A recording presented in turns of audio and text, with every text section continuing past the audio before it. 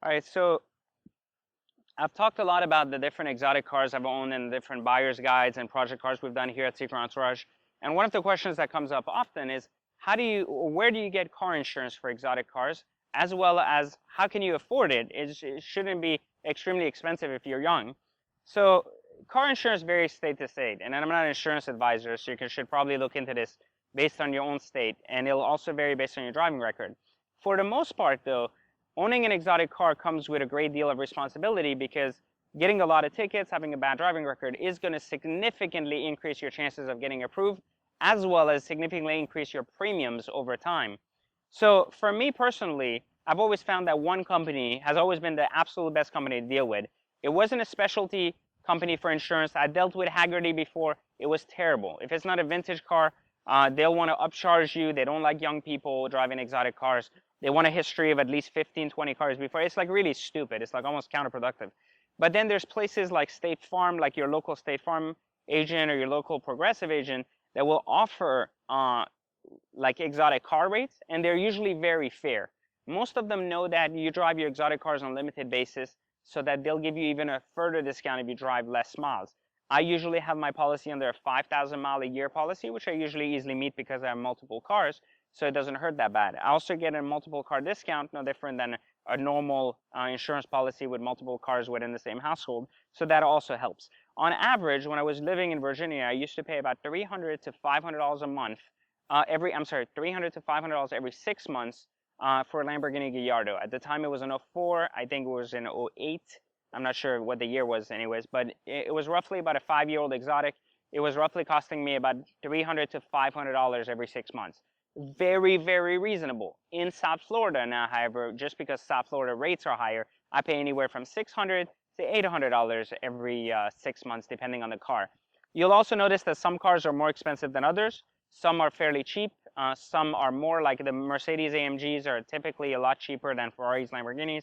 But, you know, usually with the badge, just the Lamborghini, Ferrari, Aston Martin, Maserati, Bentley, those usually have a lot of restrictions around them, meaning that insurance companies are actually weird. Like State Farm will insure them, but like Geico won't insure anything with a badge on it, no matter how long you've had like history there. But they'll insure a $200,000 911 Turbo, which makes no sense. You know, like it's technically the exact same car, even more expensive than some of these other cars, but they just don't do the badge cars.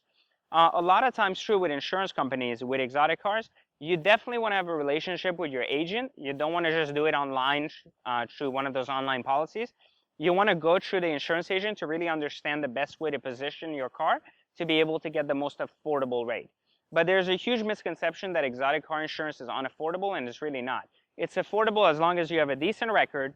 Not DUIs and stuff, you probably won't get away with it unless you've had a history of it or you're willing to pay a tremendous amount of money. But you also have the idea that you need a good driving record backed with a good history of progressive driving.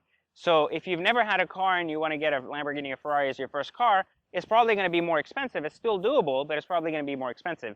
The more history you have with exotic cars, the easier it becomes for underwriting and those companies to get you into the car without an issue, and to keep your rate low, and to keep ultimately your way in driving habits down. Now, that said, if you do have an opportunity to use Snapchat or some of those, not Snapchat, I'm sorry, I think it's one of those things where it records the amount of like mileage you put on your car, it records your driving habits. Do not use them. They're completely pointless, and they're a way to get ultimately fucked by the insurance companies. So pay a little bit more not to use those tools, but primarily use your own tools, which are, you know, driving well, being accident free, paying extra attention, and then not getting in stupid, you know, street races or things that are going to bring your rate all the way to the roof. Driving these cars can be very costly, or it can be very enjoyable and very affordable. You're better off going on enjoyable and affordable rather than worrying about the costly sides of doing stupid things behind exotic cars. So hopefully that was helpful. Definitely contact your local insurance agent. I recommend larger names like State Farm, Allstate, Progressive.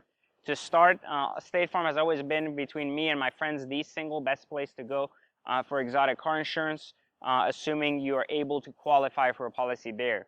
But in other places like Progressive as well as Allstate have also been good, but a little bit more pricey.